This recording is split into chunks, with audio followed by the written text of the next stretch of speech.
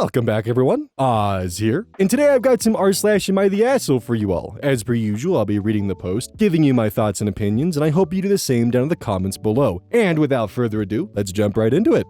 Mountain Dot 824. Am I the asshole for enforcing basic boundaries on my daughter's sleepover? I, 42 male, have 2 kids living with me. My daughter, Anya, 17 female, and my stepson, Noah, 14 male. Noah's mom passed away a few years ago, and I've had full custody since. He's had a rough go of it, but he's a good kid, with his quirks. He's not antisocial or shy, but he does not appreciate having his space invaded, and when very upset, he can kinda shut down. Anya is much more outgoing and has a lot of friends. She asked to have a sleepover this weekend with 4 of them. I said yes, of course. But given that the friends who were coming were pretty loud and have a tendency to crowd Noah, I told her to make sure they don't go into her brother's room. Also, to keep things down after 11, so that the house can sleep. In my opinion, these are not strict rules. To my surprise, I came downstairs to check on them at about 10. They're 17, I didn't think I needed to check on them every hour or something, and they were in Noah's room. And they looked like they'd been there for a while. 2 were literally sitting on his bed, with him there. One of them was flipping through his sketchbook, another was messing with his other stuff, and they were all kind of giggling in this weird way. Noah was clearly upset. He didn't say anything or move, but there were tears in his eyes and he didn't respond when I tried to talk to him. I told the girls to get out right then, and that I was calling every single one of their parents. Anya was pretty upset with me, but I told her that I gave them 2 rules, and they failed spectacularly. I did actually call all of their parents and sent them home as soon as possible. Anya blew up, saying I embarrassed her. I told her to go to her room and that we would speak on this in the morning. I spent about 20 minutes with Noah before he decided he wanted to cool down on his own, and I went back to my daughter, who chose not to speak to me. It's late. Both of my kids are hopefully asleep, and I'm left not knowing if I handled things right. Am I the asshole? I know that for any artist in my audience, the comment about her friends going through Noah's sketchbook is probably just akin to desecrating sacred ground. Honestly, the father could not have handled this any better. He set ground rules in place, expecting them to follow them, and they did not. They disobeyed it, they made Noah's night a living hell to the point where he was literally in tears, and they ignored that, continuing to basically torment him, even if it was unknowingly. Like, when I read the title, I was thinking it would be some kind of house rule that they ignored because they were teenagers, not literally harassing a 14-year-old until he was in tears. You didn't embarrass her, she embarrassed herself by disrespecting her brother. That's on her. Hopeful Bag 2020. Am I the asshole for renting an apartment without telling my parents, even though they depend on me emotionally? I, 24 female, recently rented an apartment 6 minutes from my parents' house. I didn't tell them beforehand, just told them after everything was signed, and now they're saying I betrayed them. For context, I have a full-time job as a civil servant in IT, not as chill as people assume. I'm graduating college this year, and I make enough to support myself comfortably. I rented this place because I'm really sick, like medically sick. A few days ago, I got test results showing my stress system has collapsed from chronic stress. My doctor said if I keep living like this, I'll start experiencing symptoms similar to menopause by 25. That scared me. Life at home is intense. There are daily fights, no privacy, no space to study or relax. My dad sleeps on the floor because there aren't enough beds. I'm not allowed to play games, talk to friends on the phone, or even use my computer freely. Everything must be turned off by 9 to 10 p.m. They watch my screen, monitor everything, and after a stalker situation and finding out I had an American friend, they doubled down on controlling me. My mom has a condition where she gets seizures at night when she's under stress. I'm the only one who stays calm enough to help because my dad panics and rocks her. My sister just cries and hugs her. So, yes, I know they depend on me emotionally, but the doctor said it's a lifelong condition and not fatal. We've tried to keep the peace at home, but nothing really works. The stress is constant. So, I made a choice. I found a nice, quiet place nearby. I thought I was helping everyone because they wouldn't need to pay for my health costs anymore, My dad could take my bed, my sister could use my room to study. I stayed close in case they needed me. But when I told them, they cried, yelled, said I was a traitor and ungrateful, that if I really cared, I would have asked their permission first. They said I need to break the lease or they'll never speak to me again and will turn my whole extended family against me, including my elderly grandparents who don't have much time left. Now I'm second guessing everything. Was I wrong for acting fast and not involving them in the decision? Was it cruel to do it without asking, even though it's my life, my money, and my health at risk? Am I the asshole for renting an apartment without their input, even if it means finally being able to breathe? For anyone who wants an update, I did it. But they came to my new apartment, mom faked a seizure, so I let her in. They dragged me out of the apartment, police were called, they sent all of us to a psych evaluation, and the doctor sided with my parents saying I'm emotional right now, that I'm phone addicted and I should talk to a priest and stay close to my family. I'll update more as the situation progresses. I scheduled a second psych evaluation with a non-Christian professional now, so I can prove I'm sane and escape again. Thank you all for your help. I'm going to stay strong. So, from a little bit of stalking on OP's page, I found that they predominantly speak Portuguese, so whatever country they reside in, that's the predominant language. To me, it feels like that they've become so dependent on OP that they're willing to essentially abuse, manipulate, and gaslight them into forcing them as being almost a stay-at-home care provider, while also, despite them being an adult, controlling every single aspect of their life. They're an adult. They're allowed to move out. They're allowed to make their own choices and move on. But I'm guessing because of cultural differences, that's certainly probably harder to justify or to even attempt to embark on. There's a reason that when the plane begins to go down, you put your oxygen mask first. Because how can you reliably help others when you yourself are dying? It is imperative that you take the time for yourself, even if your parents are going to just completely turn against you and make you out to be the villain. They want control, and they've gotten a nasty reality check that you can walk away at any time, and they don't like that. They're grasping at straws, trying to find any way they can still grab you by the collar and drag you back with them. I'm going to keep an eye on this, and hopefully OP can in fact get in contact with someone who doesn't have familial or religious biases attached to their evaluations, essentially trying to guilt trip and force OP to go back with their parents. My guess would be is the parents probably stopped and talked to the doctor beforehand and listed off a bunch of shit trying to help influence the diagnosis. So yeah, hopefully OP can find someone outside of the influence of their parents in order to get a proper diagnosis that shows that, yeah, they're fine, and their only issues is the stress the family puts on them. Good luck, OP. Aramble 25. Am I the asshole? I was promised a financial gift from my dad, but he died before I got it. My sisters now say I shouldn't be able to claim it from the estate. I, female 30, recently lost my dad. My sisters and I are due to receive some money from my dad's estate. I brought up with my mom that my younger sister, 27, received a financial gift from my dad last year to help her with the cost of driving lessons and the purchase of a car. I was told at the time I would get the same amount of money towards the cost of a car when I bought one. My mom told me to raise this with my sisters, as they had both been given financial help from my dad with buying a car and I hadn't, due to not having started learning. I brought this up with them today and asked that I receive this money from the estate. They said that it's not their fault that my dad passed away before I started to learn how to drive, and I don't have any claim to money I was promised. I responded that it was unfair that they had both received the money and that I should be paid out of his estate. They disagreed and said that I couldn't make claims to be owed this. With my older sister, 35, saying that as she learned to drive when she was 17, it was ridiculous to even bring this up. My sister was given a car and driving lessons as a gift when she turned 17. However, 5 years later, when I turned 17, my family was in financial difficulty and couldn't afford to do the same for me, and so I didn't learn.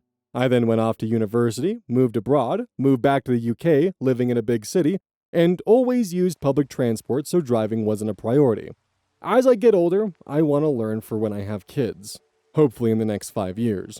This disagreement led to a huge argument, and my older sister storming off and calling me names. This feels quite obvious to me, but they're of a very different opinion and it's causing rifts in our relationship. Am I the asshole? Taking a look from commenter Cruel Summer.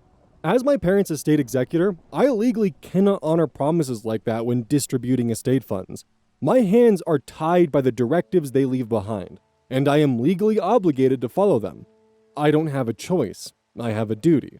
So the only way for me to honor something like this legally would be to give a personal gift out of my share of the estate after it has been dispersed as per the directives, which also means I would incur tax liability for that amount. What you're asking for may not legally be doable, except as a personal gift from your sisters, and I don't blame them for not wanting to pay taxes on a large sum only to gift it to you. You had over a decade to do this when your father was alive. You chose not to. Do you even have any proof of this promise, or is this all, yeah, Dad totally promised me a large sum? Because unless this is in writing somewhere, I wouldn't be inclined to honor this either unless my parents had spoken to me about this promise before they passed. Speak to an attorney, but be prepared to hear that your father's promises died with him legally, that your estate is bound by either the directives left behind by the deceased or local inheritance laws, and that your sisters have a right to refuse to grant you a personal gift simply on your claim that you were promised money. You're the asshole. Another opinion from Zealous Ideal Law 513. Not the asshole. Your older sister is right. You don't have a legal leg to stand on. You are right. If your dad made this promise and did it for them, the equitable thing to do would be for you to get the same. From their perspective, it likely looks like you had plenty of time to learn to drive, didn't, and now want a bigger chunk of the estate. And to you, it looks like they got something you didn't. This is tough because everybody is right in their own worldview. At the end of the day, everybody has to weigh how they value the money and their relationships with one another. I think I'm kind of in the middle boat here, where I understand both comments pretty well, but I'm kind of, in a sense, heartbroken by the idea of their father dying and they're more squabbling over money and promises that were made rather than, remembering who he was. The general Reddit consensus is that OP is the asshole. I have found a few where it's a bit of a mixed bag, but it is probably about a 75-25 split of OP being the asshole here. And I'd be curious what you guys think, because as I've learned, you guys don't always fall in line with what Reddit thinks, which is, in my opinion, a great thing. So I'd love to hear what you all think in the comments below. Illustrious Expert 33. Am I the asshole for ruining the banana prank? I, 30 female, don't like bananas. I think they're gross. I don't like the flavor, the texture, the smell. I would honestly love to never have to interact with one. My boyfriend, 31 male, knows this. He's known since he met me 6 years ago. He thinks it's hilarious. We met working in a restaurant where I was a server/bartender and he was a cook. We both love food in the hospitality industry, so he thinks it's ridiculous for me to have such strong feelings of distaste for bananas when we literally work with food in the food industry. Also, I have eaten and touched bananas before. Didn't like them. It's not like it's a phobia or anything. Anyway, it's not really an issue as we don't ever buy bananas or have them in the house. But on the very rare occasion that he does buy bananas, once every 3 years, not even, he always tries to fuck with me with the banana in some way. Like he'll chase me around with the banana peel or leave the banana peel on my laptop or on the floor for me to slip on like Mario Kart. To be clear, I love pranks. Love them. I was all about the smoking toilet prank. We prank each other all the time. I just really hate being pranked with the bananas. Today, he went to eat a banana, and I turned around and the peel was sitting on top of my laptop, and I just lost it. I insisted he throw it out. I did not want to touch it or interact with it. He was dying laughing, went and got another banana, and ate that banana on the couch right next to my laptop, trying to get me to come over and give him a kiss. Mouthful of banana, my literal nightmare. Or move the peel myself. And I got upset and insisted he get rid of the banana and just kept telling him that this particular thing is not funny to me and I don't like it. He finally threw out the peel and said I'm being ridiculous and overly dramatic. So, am I the asshole for overreacting about the bananas? I just don't want banana pranks with real bananas. So here's the thing. Even if I don't understand this whole banana thing and even find it a bit strange, It's still something to be respected. Even if I don't understand something, if something causes someone such a vitriolic reaction, and it's something that I can easily avoid while being around them, then why not take those steps to make them comfortable? They aren't asking me to hold my breath while I'm around them or anything that would cause harm to me. It's just me not actively doing something that harms them. And in this case, even if it's something where her boyfriend finds it to be goofy like a banana, it is still a boundary that they have set with someone they know that this is something that they are not okay with. I want to cap this off with a comment from Full Moon Twist, which I think perfectly represents the post. Not the asshole. In any respectful relationship, the other person should allow you to opt out of things. Sometimes people will prank, or get annoying, or just put their foot in their mouth. But you need to be able to tell them, hey, that is not fun for me. I'm not having fun. This isn't mutually enjoyable. Doesn't matter if it was a joke, or a nickname, or a way of touching you. That is what keeps the balance, and allows annoying the piss out of each other to be a sustainable activity where you both still like each other afterwards. Without that feeling of underlying respect and care, it starts to feel just straight mean instead. What he's essentially trying to say is that if he enjoys tormenting you in a certain way, you're supposed to just let him. He's not supposed to have to hear and respect a no. You can tell him 100 times that you do not think it's funny and don't appreciate it, but you're still supposed to be nice and gentle about it the 101st time he ignores you? No.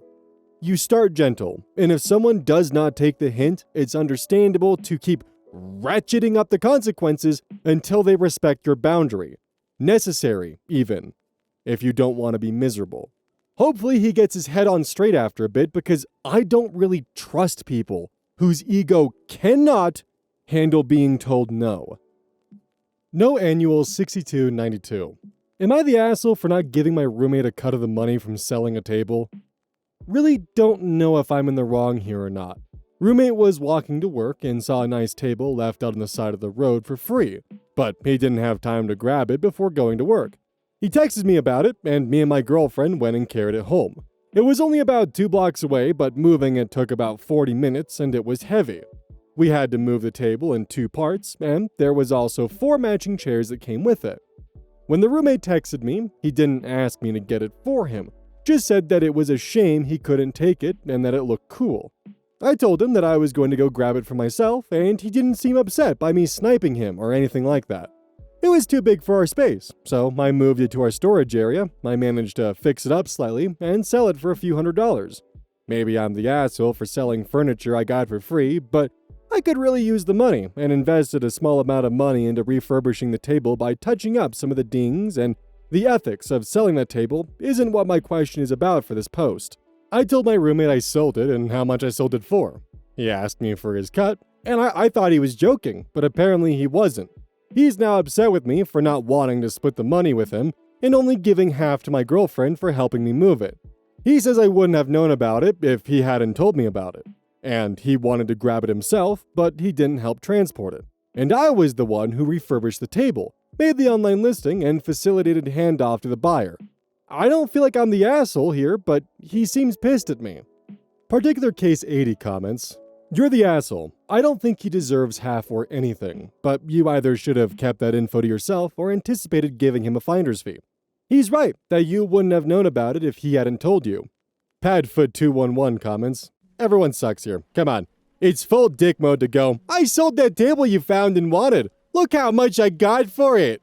Like, fine. Sell it. But just leave it be. Asking for a cut was reasonable. Some finder's fee or something. I don't know.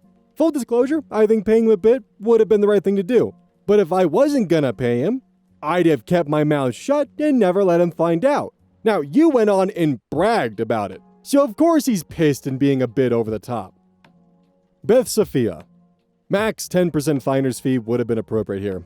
My sister-in-law used to drive around during bulk trash pickup in nicer neighborhoods and fix up stuff to sell. If I saw something I knew she'd want when I was driving by, I'd stop and grab it for her, if it would fit in my car, or text her the location in a photo. I've been paid with a free dining room table and some nice shelves as gifts when we bought our house. It would never have occurred to me to expect money for giving her someone else's trash. So, not the asshole, but you also shouldn't have disclosed the amount you sold for it. If you want to smooth things over, you could say something about how you can't undo sharing the money with the person who did the physical labor, but understand where he's coming from and buy him dinner or something. It would be an investment in a less tense home life. And the final comment thread I want to take a look at is from Double Check That. Yeah, he's gonna be pissed because a lot of people don't pick up on the fact that vision without action is daydreaming. You did the work, you invested resources, you found buyers. Could you have tipped him for the tip-off? Sure, but finder's fees are hardly ever more than 5% and usually lower. Is he going to be more insulted at getting $10? Not the asshole. Gabriel Games 69 responds, quote, "Hey man, thanks for telling me about the table. I sold it, so here's a 20, end quote. Is worlds better than, I sold that table you told me about for so much money, isn't that awesome? You're the asshole, or everyone sucks here at best. A lot of the comments are pretty well divided between you're the asshole or everyone sucks here, with a few not the assholes scattered in between, which I found to be somewhat interesting. So I thought I would include them. Here's my general thoughts on it. If the roommate had specifically told OP that he wanted that table, as in wanted to keep it, then OP went and fixed it up and then sold it and didn't give him a cut of the profit, I would say yeah, OP's the asshole. Because then the conversation was, hey, you know that table you wanted? I fixed it up and sold it. And that would suck. And because the initial text from the roommate is a bit vague and we don't have the full details on it, I could see it going two ways. The other way is that the roommate just simply informed OP that there was a table, so OP saw it as open grabs, he grabbed it, fixed it up, made it look nice, and sold it. Then it boils down to the tone. If he had a bragging tone when talking to his roommate about it, and then his roommate asked for a cut, yeah, everyone sucks here. But if it was something where the roommate voiced no intentions with the table beyond voicing that it looked cool, and then OP went and grabbed it, and then flipped it for a profit, and told his roommate just in passing, hey dude, you know that table that you found on the side of the road? Yeah, I actually was able to take that and flip that for a profit. Followed up by the roommate asking for his cut. Now if it was like a finder's fee cut, I could definitely see justification for that. But if he was asking for like a 50% cut after his roommate did all the work to restore the table, find a seller, and all of the steps to get it finalized, then that would suck. I would say my opinion is pretty much going to have to boil down to what the actual conversations look like between OP and his roommate, and I think that would definitely be the more deciding factor on it. Because the post doesn't divulge what the roommate's intentions were with the table, just the fact that he saw the table, thought it looked cool, and that he didn't have the time to grab it himself. And then when it comes to how the roommate told him, we just simply have the information that he told his roommate. Some Reddit comments jumped to the conclusion that he had bragged about it when that's not divulged at all, and that's not the impression I get from this. So, to me, it really depends on how the conversations actually occurred. But what do you think? What's your interpretation of this, and how do you feel things went down, and your general opinion on it? Commercial Way 2997. Am I the asshole for not apologizing to my worker after she blanked me for 3 weeks over something I said? My coworker A is one of those types who never contributes to group projects. You all know the type. The one you have to carry through everything. So, at our last team meeting, we were dividing up what needs to be done. Our manager assigns her a job and her response is, "What? Me?" To which I admittedly, rather snarkily say, "Well, you have to do something." Didn't really mean to say it, it just popped out. I will admit this wasn't the nicest comment, but 3 years of working with this kind of person grates so badly. For this, she's been acting like I don't exist for 3 weeks. By which I mean, if I say something, total blank. Try to hand something to her, she acts like I'm totally invisible. I might as well not exist. Today it got worse because she found out I went behind her back and redid her part for the project because the deadline is 2 days and it was actually unusably bad. For context, we're in a team of 5 people and all of this is very obvious in our office. For the first few days, I gave her space, assuming things would blow over and she would move past it. By the end of the second week, I decided, fuck it. I'm not breaking first because this is ridiculous. One of our other teams confronted her on how she's acting and she's making everyone uncomfortable by keeping this up because it's affecting the whole office. She told them she needs more time because apparently it hurt her so badly that I spoke angrily at her. Here's where I might be the asshole.